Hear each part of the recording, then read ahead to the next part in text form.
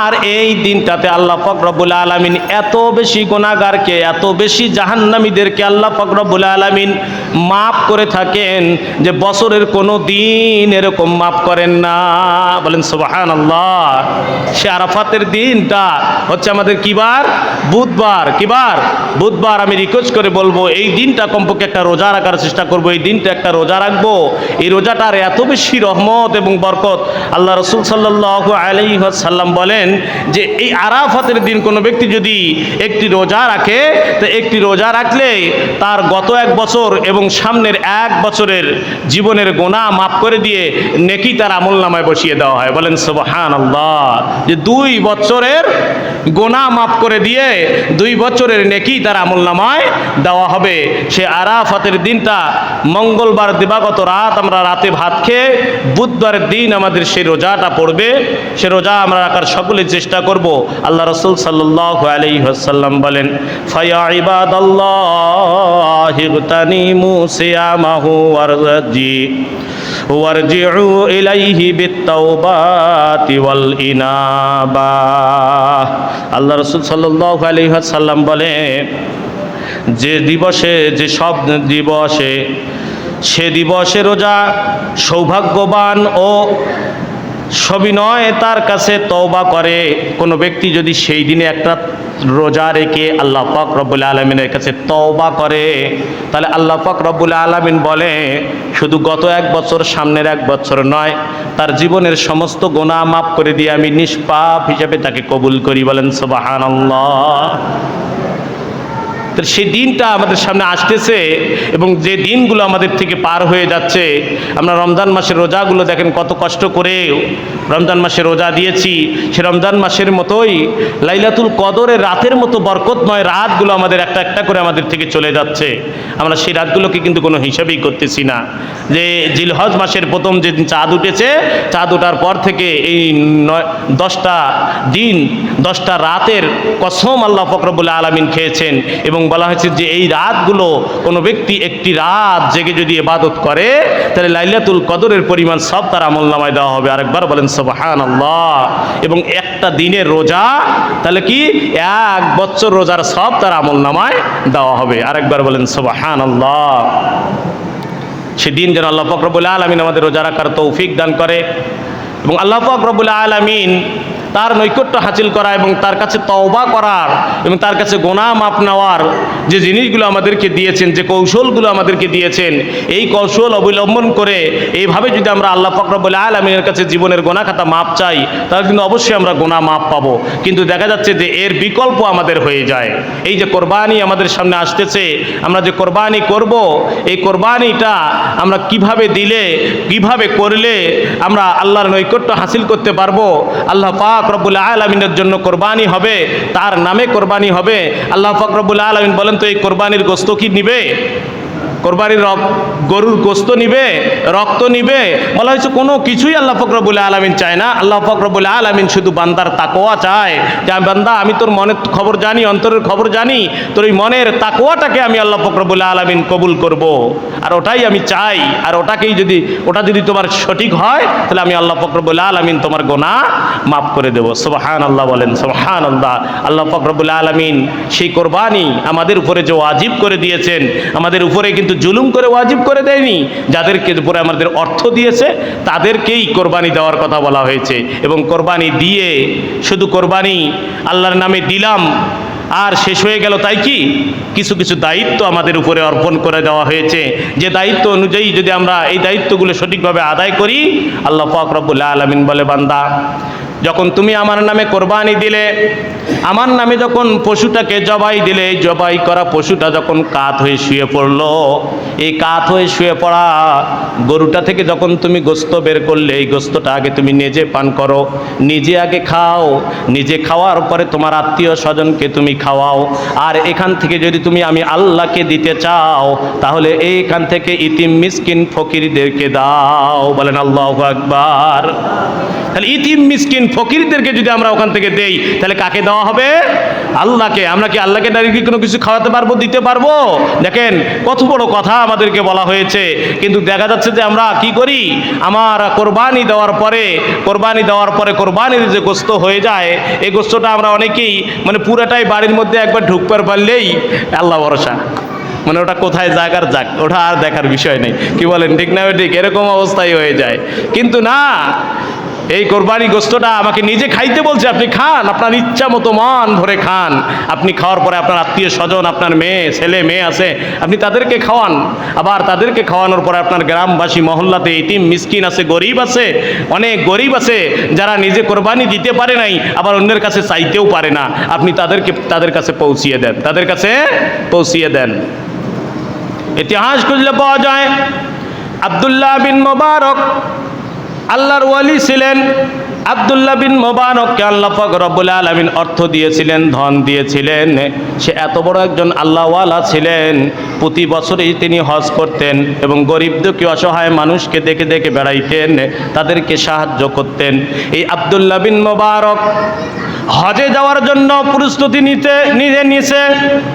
তার বেড বালিশ সমস্ত কিছু গুছিয়ে নিছে, হজের মধ্যে যাবে। প্রতীক সময় তার ছোট্ট বাচ্চা সন্তান ছিল, 8 বছরের বাচ্চা। বাহির থেকে এসে সন্তান বাবার কোমর চিপে ধরে কান্না শুরু করে দিয়েছে। বাবা, পাশের বাড়িতে গরুর গোস্ত রান্না হয়, ও বাবা আমি এখন গোস্ত খাবো, তুমি কোথায় পাবে না পাবে আমাকে গোস্ত এনে দাও, আমি গোস্ত খাবো। এরকম করে সন্তান যদি কাঁদে তাহলে বলেন তো বাবার মন ভালো লাগবে নাকি? মন ভালো নাই। বাবা ডাক দিয়ে বলে, সন্তান রে, আমি তো হজে যাওয়ার জন্য বাহির হয়েছি, আমি হজে যাওয়ার জন্য প্রস্তুতি নিয়ে নিয়েছি, এই সময় তোমাকে গোস্ত কোথায় পাবো? গোস্ত আবার কিভাবে তোমাকে এনে দেব? কেন তুমি এরকম কাঁদতেছো, কি হয়েছে তোমার? ওই সন্তান ডাক দিয়ে বলে, বাবা পাশের বাড়িতে গোস্ত রান্না হচ্ছে, তার ছেলে মেয়েকে সুন্দর করে খাওয়াইতেছে। ও বাবা, আমি তার কাছে গোস্ত চেয়েছি, 1 বার 2 বার 3 বার করে চেয়েছি, আমাকে গোস্ত দেয় নাই, আমাকে ঘাড় ধরে বাড়ি থেকে বের করে দিয়েছে। বাবা গো, কোথা পাবে, আমাকে এখন গোস্ত এনে দিতে হবে। এইরকম কথা যদি কোনো সন্তান এসে আমাদের টাকাওয়ালা বাড়ি, অর্থ সামর্থ্যওয়ালা বাড়ির ছেলে যদি এসে বলে, পাশের বাড়ির গরিব বাড়িতে গোস্ত রান্না হয়েছে, আমি চাইছি আমাকে দেয় নাই, ঘাড় ধরে বের করে দিয়েছে, বলেন তো ওই বাবা সঙ্গে সঙ্গেই নাংটি পড়বে কি পড়বে না? সঙ্গে হাতে একটা লাঠি নিবে, নাংটি পড়বে, আর ডাক দিয়ে বলবে, বেটার বাড়িতে গোস্ত রান্না হয়েছে, আমার সন্তানকে দেয় নাই, আমি দেখি। আজকে তার একদিন কি আমার একদিন, বলেন ঠিক না ঠিক? গরিবের উপর সবাই চাপ দেওয়ার চেষ্টা করে, গরিবের উপর সবাই চাপ দেওয়ার চেষ্টা করে, যে কোনোভাবেই হোক না কেন তাকে চাপিয়ে কিভাবে আরো গরিব বানা যায়, আরো কিভাবে ছোট বানা যায়, এই চেষ্টাই শুধু আজকে আমাদের সমাজের মধ্যে। আর এটা হওয়ার কারণ হচ্ছে আমাদের বাংলাদেশের, বলছি তো, বাংলাদেশের জাতীয় খেলাই হচ্ছে কি খেলা? হাডুডু। কি খেলা? হাডুডু খেলা। যার পা ধরে যে যত নিচে নামাইতে পারবে সে তত বেশি জিতবে, বলেন ঠিক না ঠিক? সে হাডুডু খেলা। তো এই জন্য যে টাকাওয়ালা হয়, যে বড়লোক হয়, যে একটু কোটিপতি হয়, পাশের মানুষগুলো সবসময় চেষ্টা করে কিভাবে ওর পা ধরে নিচে নামানো যায়। কিন্তু আল্লাহ পাক রব্বুল আলামিন যদি কারো চুল ধরে টানে, আর 1000 মানুষ যদি তার পা ধরে টানে, তাহলে বলেন তো নিচে নামতে পারবে কি? পারবে নিচে নামাইতে? পারবে না। আল্লাহর রহমত দ্বারা যাদেরকে আল্লাহ মাথা ধরে চুল ধরে উপরে টানে, সে আস্তে যেভাবেই হোক না কেন উপরে উঠবেই, সে উপরে উঠবেই। আল্লাহ পাক রব্বুল আলামিন তো কবুল করে মনের তাকওয়া, কবুল করে কি? মনের তাকওয়া। আব্দুল্লাহ বিন মোবারকের ছোট্ট বাচ্চাটা এসে কাঁদতেছে, বাবা আমি গোস্ত খাবো, পাশের বাড়িতে আমাকে এইভাবে ব্যবহার করেছে। আব্দুল্লাহ বিন মোবারক রাগ করলেন না, রাগ না হয়ে এবার অবুঝ বাচ্চাকে সুন্দর করে আস্তে করে নিয়ে ওই গরিবের বাড়ির মধ্যে চলে গেলেন এবং গরিবের বাড়িতে দরজায় গিয়ে রাগ দেখাইলেন না, সাটলেন না, গরম দেখাইলেন না, আস্তে করে ডাক দিয়ে সালাম দিলেন, আসসালামু আলাইকুম ওয়া রাহমাতুল্লাহি ওয়া বারাকাতুহু। গরিব সালামের উত্তর দিলেন আর আসমানের দিকে হাত তুলে ডাক দিয়ে বলে, আল্লাহ আজকে না জানি কোন রহমত আমার বাড়িতে তুমি পৌঁছে দিয়েছো। আব্দুল্লাহ বিন মোবারক তোমার আল্লাহর ওলি, আল্লাহ তোমার ওলি, এত বড়লোক মানুষ আমার দরজায় কেন জানি এসে গেছে, আমাকে সালাম দিয়েছে। ডাক দিয়ে বলতেছেন, ও আব্দুল্লাহ ভাই, আমি তোমাকে কোথায় বসতে দেই, কোথায় কি করতে দেই? আব্দুল্লাহ বিন মোবারক ডাক দিয়ে বলতেছে, ভাই তোমার বাড়িতে তুমি সত্য কথা বলবে, তোমার বাড়িতে কি গোস্ত রান্না হয়েছে? বলে হ্যাঁ, আমার বাড়িতে গোস্ত রান্না হয়েছে। আমার ছেলে চেয়েছিল? বলে হ্যাঁ চেয়েছিল। আমার ছেলেকে দাও নাই? বলে হ্যাঁ দেই নাই। বলে কেন দিলে না, কেন দিলে না, কি ব্যাপার, কি হয়েছে? আব্দুল্লাহ বিন মোবারক এরকম প্রশ্ন করলে ওই গরিব ডাক দিয়ে বলতেছে, ও আল্লাহর ওলি আব্দুল্লাহ বিন মোবারক, আমি যে গোস্ত খাইতেছি, আমরা যে গোস্ত পান করতেছি, এই গোস্ত আমাদের জন্য হালাল, কিন্তু আপনার সন্তানের জন্য এটা হারাম, আপনার জন্য এটা হারাম। শুনে অবাক আব্দুল্লাহ বিন মোবারক ডাক দিয়ে বলতেছে, ভাই রে কেমন কথা বলো, তোমার জন্য হালাল আবার আমার জন্য হারাম, ব্যাপার কি, এটা কেমন জিনিস, কি গোস্ত তুমি পাক করেছো, কাহিনী বলো। আব্দুল্লাহ বিন মোবারক কথা বললে ওই গরিব মানুষ ডাক দিয়ে বলতেছে, ভাই আব্দুল্লাহ, আজকে আমার এই ছোট্ট বাচ্চাগুলো বাড়ির মধ্যে দেখতেছো, 3টা ছেলে মেয়ে আমার, আজকে 4 দিন ধরে আমার বাড়ির মধ্যে চুলার মধ্যে আগুন জ্বলে নাই, চুলায় আগুন জ্বলে নাই, না খেয়ে ক্ষুধার্ত অবস্থায় আছে। আমি 4 দিন ধরে কাজের জন্য বাহিরে যাচ্ছি, আমি মুরব্বী মানুষ দেখে আমাকে কেউ কাজে নিতেছে না, কাজ পাইতেছি না, টাকাও কামাই করতে পারতেছি না, সন্তানগুলোকে খাওয়াইতেও পারতেছি না। ও ভাই, আজকে 4 দিন ধরে আমার সন্তানগুলো এরকম আমার কাছে খানা চায়। আজকে যখন বের হয়ে গেছি কাজের জন্য, সন্তানগুলো গলা কাটা মুরগির মতো ছটফটাইতেছে, বাবা গো কিছু একটু ভালো মন্দ নিয়ে আসো, আমরা খাবো। কিন্তু দেখলাম কাজের জন্য গেলাম, কাজ পাইলাম না, কাঁদতেছি আর আসতেছি। প্রত্যেক সময় রাস্তায় দেখি একটা গরু মরে আছে, ওই মরা গরু থেকে কিছু গোস্ত আমি ওখান থেকে টুকে এনেছি, সেই গোস্ত গরম পানি দিয়ে জাল দিয়ে আমার ক্ষুধার্ত সন্তানগুলোকে আমি খাওয়াই। ও আব্দুল্লাহ, এই মরা গরুর গোস্ত আমার সন্তানেরা খাইতে, আমার সন্তানেরা 4 দিন ধরে ক্ষুধার্ত অবস্থায় না খেয়ে আছে, তাদের জন্য হালাল হবে।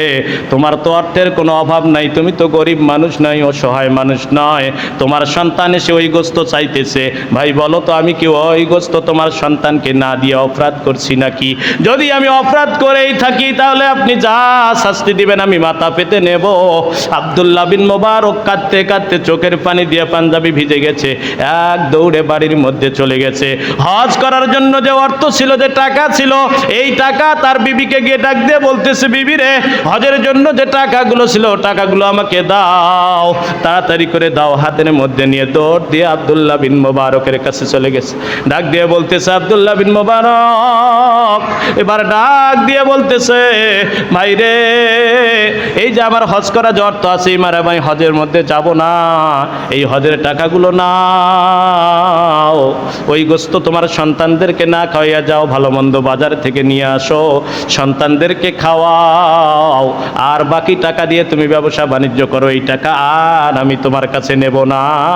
আব্দুল্লাহ বিন মোবারক সন্তানকে নিয়ে বুঝাইতে বুঝাইতে কাঁদতে কাঁদতে বাড়ির মধ্যে চলে আসলেন। কিছুদিন পর হজ শেষ করে এবার হাজিরা যখন চলে আসতেছে, আব্দুল্লাহ বিন মোবারক ব্যবসার জন্য দোকানে বসে আছে, গোদাম ঘরে বসে আছে। হাজিরা ডাক দিয়ে বলতেছে, আব্দুল্লাহ কখন আসলে? তোমাকে তো আমি মুজদালিফায় দেখলাম। আব্দুল্লাহ বিন মোবারক ডাক দিয়ে বলতেছে, আমি তো এবার হজে যাইতে পারি নাই, আমার অর্থ আমি এক গরিবকে দিয়ে দিয়েছি। হাজিরা ডাক দিয়ে বলে, আব্দুল্লাহ রে, মিথ্যা কথা কেন বলতেছো?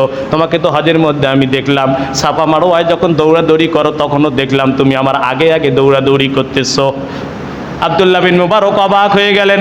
রাতের বেলা যখন শুইছে, স্বপ্নে আব্দুল্লাহ বিন মোবারককে দেখানো হচ্ছে, আব্দুল্লাহ রে, তুমি যে ওই গরিবকে তোমার হজের টাকা দিয়ে সহযোগিতা করেছো, ভালো মন্দ খাওয়ার জন্য দিয়েছো, আল্লাহ পাক রব্বুল আলামিন তোমার ওই দানটা এত বেশি কবুল করছে যে তোমার রূপে আল্লাহর একটা ফেরেশতা বানাইয়া হজ করাইছে। আর ওই তোমার দানটারও ছিলায় এবারের মতো যত হাজি হজের মধ্যে গেছে, সমস্ত হাজিদের হজ কবুল করে নিছে। বলেন আল্লাহু আকবার। চিন্তা করে দেখেন, আব্দুল্লাহ বিন মোবারককে আল্লাহ অর্থ দিয়েছিল, ধন দিয়েছিল, সম্পদ দিয়েছিল, তাদেরকে আল্লাহ পাক রব্বুল আলামিন কিভাবে পরীক্ষা করেছে। আজকে আমাদেরও কিন্তু এরকম হবে, সামনে কোরবানি আসতেছে, এই গোস্ত আমরা পাবো। আমি যেভাবে রান্না করে খাই না কেন, আমি যেমন মজা করে খাবো, সুন্দর করে খাবো, আমার প্রতিবেশীর দিকে তাকাইতে হবে। আমার আত্মীয় স্বজন যারা আছে, এতিম মিসকিন যারা আছে, তাদের দিকে তাকাইতে হবে। সবচেয়ে যে বড় কথা যেটা, সেটা হচ্ছে আমরা কোরবানি যেমন বিসর্জন দিয়ে, অর্থ বিসর্জন ভালোবাসার জিনিসকে আমরা ত্যাগ করে যেমন কোরবানি দেব। আজকে দেখা যাচ্ছে যে এত কঠিন পরিস্থিতিতেও আমরা আমাদের পকেট থেকে, আমাদের অর্থ থেকে টাকা ব্যয় করে আল্লাহর জন্য আমরা কোরবানি দিতে রাজি, কিন্তু সামান্য একটু ত্যাগ স্বীকার করে আজকে আমার প্রতিবেশী যারা আছে, আমার ভাই ব্রাদার আপনজন যারা আছে, অনেকেই তাদের সাথে গোসা করে বেজার করে কথা বলে না, মুসলমান দাবি করে, তাদের সাথে ব্যবহার ঠিক নাই, না থেকেই আজকে দেখা যাচ্ছে নিজে নিজে আমরা কোরবানি দিয়ে মনে করতেছি এই কোরবানিটাই মনে হয় আমার চেয়ে আমার মধ্যে বড়। আপনি কোরবানি যদি নাও দেন, আপনাকে ঈদগাহ মাঠে যাইতে নিষেধ করা হয়েছে, কিন্তু আপনি যদি মুসলমান হয়ে আরেক মুসলমানের সাথে, আপনার ভাইয়ের সাথে, আপনার আত্মীয় স্বজনের সাথে, আপনার পরিবারের সাথে, আপনার প্রতিবেশীর সাথে যদি আপনি গোসা বেজার হয়ে থাকেন, আপনি মন খারাপ করে থাকেন, আপনি যদি তার সাথে কথা না বলেন, ব্যবহার খারাপ করেন, তাহলে আপনার কোনো ইবাদতেই কবুল হবে না। তাহলে আপনার ফরজ ইবাদতও যদি কবুল না হয়, তাহলে আপনার ওয়াজিব ইবাদত কবুল হবে? হ্যাঁ, ওয়াজিব ইবাদত কবুল হবে? আজকে দেখেন আমাদের মুসলমানের মধ্যে কি একটা অবস্থা। আজকে সারা বিশ্বের মধ্যে মুসলমান নির্যাতন, নিষ্পেষিত একটাই কারণ আজকে মুসলমানের মধ্যে আমাদের একতা নাই। মুসলমানের মধ্যে কি নাই? একতা নাই। আজকে ঈমান নষ্ট হয়ে গেছে। আজকে ছোট্ট 8 বছরের শিশুকে নির্যাতন করতেছে, নির্যাতনের শিকার 8 বছরের শিশুকে ধর্ষণ করে মেরে ফেলতেছে। আজকে বাংলাদেশের বিচার এমন একটা অবস্থা, অন্য অন্য দেশের বিচার দেখেন যে 10 মিনিট মানে ধর্ষণ করার পরে 10 মিনিটের মধ্যেই প্রকাশ্য ফাঁসি দিয়ে তাদেরকে দেখাইতেছে যে ধর্ষণের শাস্তি কি। আর আজকে আমার বাংলাদেশে 8 বছরের শিশুকে ধর্ষণ করে মেরে ফেলতেছে, আসামিকে ধরে আজকে আইনমন্ত্রী, স্বরাষ্ট্রমন্ত্রী সে আবার ডাক দিয়ে বলতেছে আমরা তো আর নতুন আইন কোনো তৈরি করতে পারবো না। দেখা যাক কি হবে, আস্তে ধীরে দেখা যাচ্ছে। কত বড় নাফরমানেরা, চিন্তা করে দেখেন। তাহলে 8 বছরের শিশু আজকে ধর্ষণ হয়ে যাচ্ছে, আজকে প্রকাশ্য তাকে 10-এর সামনে, মানুষের সামনে এনে প্রকাশ্য ফাঁসি দিয়ে দেখাইলে আর এরকম কোন শিশু নির্যাতন সামনে হবে না, কোনো মা বোন আর ধর্ষণ হবে না। আল্লাহ পাক রব্বুল আলামিন আমাদের ঈমানগুলোকে যেন মজবুত করে দেয়। সামনে কোরবানি আসতেছে, এই কোরবানির জন্য আমাদের প্রস্তুতি নেওয়া এবং আমাদের প্রতিবেশী এতিম মিসকিনদের সকলকে নিয়ে যেন আল্লাহ পাক রব্বুল আলামিন আমাদের এই কোরবানিকে উপভোগ করার তৌফিক দান করে। সকলে বলছে আল্লাহুম্মা আমিন। আরেকটা জিনিস, কোরবানির পশু আমরা যারা কোরবানি করি, এই কোরবানির জন্য আমরা 3টা জিনিস সাবধান থাকবো। কয়টা জিনিস? 3টা জিনিস সাবধান। তার মধ্যে 1 নম্বর যেটা, সেটা হচ্ছে আমরা যে পশু ক্রয় করি, অনেকেই দেখা যাচ্ছে বাজার থেকে যখন পশু ক্রয় করি, গরু নিয়ে আসি, এই যে সামান্য একটু মানে হাজার হাজার টাকা দিয়ে একটা গরু কিনলাম, সামান্য 300, 400 অথবা 500 টাকা বাজারে লিখিত হয়। হ্যাঁ, হাট এজার যেটাকে বলে, এজারি, এই যে লিখিত, এইটা না করে বলে যে তুমি গরু নিয়ে যাও, আমি বাড়ি থেকে নিয়ে আসবো। এই যে এটা ফাঁকি দেন, এটা কিন্তু কবিরা গুনাহ হয়ে যায়। কি গুনাহ হয়ে যায়? কবিরা গুনাহ হয়ে যায়। ওই পশু দিয়ে কিন্তু আমরা কোরবানি হবে না। 2 নাম্বার যেটা, সেটা হচ্ছে যে কোরবানিটা হবে কার নামে? বলেন কথা, কার নামে? কোরবানিটা হবে আল্লাহর নামে। আমরা বলি কিন্তু যে অমুকের নামে দাও, অমুকের নামে দাও, অমুকের নামে দাও, কিন্তু না, অমুকের নামে কোনো নাম হবে, কিন্তু এই নামের পক্ষ থেকে কার নামে? আল্লাহর নামে কোরবানি হবে। কার নামে কোরবানি হবে? আল্লাহর নামে কোরবানি হবে। 3 নাম্বার যে জিনিসটা, সেটা হচ্ছে যে এই কোরবানির পশুর জন্য যে মানুষগুলো যারা মেহনত করে, মানে কষ্ট করে, 1 নম্বরে যেটা, সেটা দেখাচ্ছে যে হুজুর দিয়ে জবাই করেন, অথবা কাকু দিয়ে গোস্ত কেটে নিতেছেন, কাকু দিয়ে ভুঁড়ি সাফ করে নিতেছেন, মানে সব মিলে দেখা যাচ্ছে যেটা বললাম, সেটা হচ্ছে যে কি, এই কোরবানির পশুর পিছনে যে মেহনত করে, এই মেহনতের বদলি আপনি 1 টুকরা গোস্ত দিতে পারবেন না। সেটা হুজুর জবাই করলে এই জবাই করার বিনিময় দিবেন, অথবা দেখা যাচ্ছে কেউ গোস্ত কেটে দিতেছে, এই গোস্ত কাটার বিনিময় দিবেন না, দেওয়া যাবে না। অথবা কষাই দিয়ে নিতেছেন, কষাইকেও দেওয়া যাবে না। 1 টুকরা গোস্ত যদি আপনি দেন ওখান থেকে, তাহলে আপনার কোরবানির মধ্যে খাদ হয়ে গেল। কোরবানির মধ্যে কি হয়ে গেল? খাদ হয়ে গেল। আপনি জবাও করতেছে, তার আপনি হাদিয়া দিবেন, ঠিক আছে? আপনার গোস্ত কেটে দিবেন, তার আপনি হাদিয়া দিবেন। আপনারা অনেকে বলে ভুঁড়িটা সাফ করে দেন, অমুকের মা ভুঁড়ি সাফ করে দাও, 3 ভাগ করে 1 ভাগ তুমি নিও, 2 ভাগ আমাদেরকে দিও। কি বলে, কি বলে না এরকম? খবরদার, এটা করবেন না। আপনি কমপক্ষে 50 টাকা 100 টাকা দিয়ে তাকে কন্ট্রাক্ট করেন, কন্ট্রাক্ট করে 100 টাকা দেওয়ার পরে তারপর আপনি ভুঁড়ি 3 ভাগ করে 2 ভাগে দরকার হলে আমাকে দিয়ে দেন, সমস্যা নাই। আপনি গরু জবাই করে নিতেছেন হুজুরের কাছে, জবাই করে নেওয়ার পর আপনি যে হাদিয়া আছে হাদিয়া দেন, তারপরে অর্ধেক গরু হুজুরক দিয়ে দেন, কোনো সমস্যা নাই। কিন্তু দেখা যাচ্ছে যে আপনি হাদিয়া দেওয়া না দেওয়ার পরে আজকে কষাই দিয়ে আপনি গরু গোস্ত কেটে নিলেন, গোস্ত কেটে নেওয়ার পরে দেখা যাচ্ছে এই কাটি নেওয়ার জন্য পাশের বাড়ির কেউ এসে বডি দিয়ে গোস্ত কেটে দিছে, এই জন্য তাকে 1 পোয়ার জায়গায় হাফ কেজি দিলেন, এটা দেওয়া চলবে না। দরকার হলে তাকে 50 টাকা 100 টাকা আলাদা করে দিবেন। বলে হুজুর প্রতিবেশী তো নিতে চায় না, কেন নিবে না? তাকে বুঝিয়ে বলবেন যে ভাই এটার বিনিময়ে কিন্তু আমি গোস্ত দিতে পারবো না, আমি তোমাকে গোস্ত দেবো এমনি প্রতিবেশী হিসেবে, গরিব হিসেবে আমি গোস্ত যেটা আমার ভাগে পড়ে আমি সেটা দেবো, কিন্তু এটার কষ্ট করছো যে এই কষ্টের বিনিময় আমি তোমাকে অর্থ দেবো। কষ্টের বিনিময়ে কি দেবো? অর্থ দেবো। এই ভুলটা আমরা, এই 3টা ভুল আমরা করব না। আল্লাহ পাক রব্বুল আলামিন যেন আমাদেরকে এই ভুলগুলো শুধরিয়ে সুন্দর করে আল্লাহ তাআলার নামে কোরবানি দেওয়ার তৌফিক দান করে। সকলে বলছে আল্লাহুম্মা আমিন। আরাফা